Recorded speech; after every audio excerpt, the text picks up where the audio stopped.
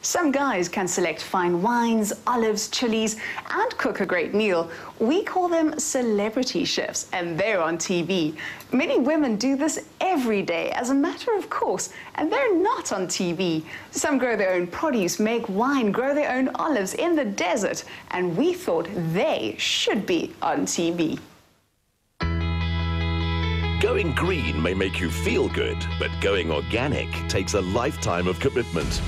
Eco-farmer Liz Eglinton is a steward of the planet and tends her land because she cares about what happens, not just this season, but for years to come.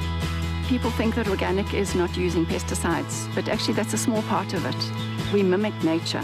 We bring in diversity. We don't have bare ground.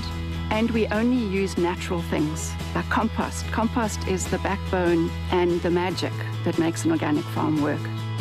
Putting life back into the soil gives it this eco-soul, with healthy growing conditions filtering up the food chain. She helps other landowners with biodiversity and making their land sustainable. It's good for anyone who eats her olives, jams, oils and sauces. And in the bigger picture, chefs like Gregory Zardnecki notice the difference. Nothing makes him happier than subtle flavors. See that you brought me my goodies. Yes, organic, just as the chef ordered. Thank you very much. Nell, would you join me in the kitchen? Right, chef, I'm ready. Okay, what are we doing? So we're going to do a springbok loin with a parsnip puree, and we're going to do also a thin tart of puff pastry with a bit of apricot and olive marmalade, some goat cheese and some microgreens.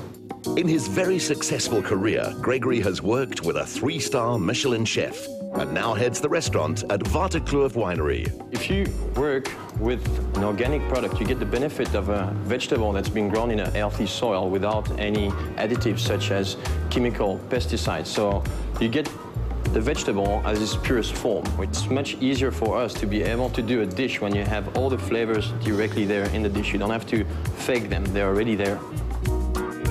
The micro-thin pastry forms the crisp base for a layer of Liz Eglinton's organic chutney.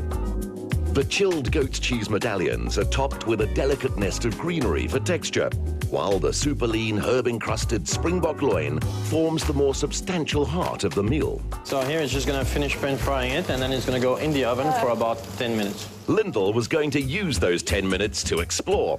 Biodynamic Waterkloof Wine Farm has a new addition to the staff, Percheron mare Lady G.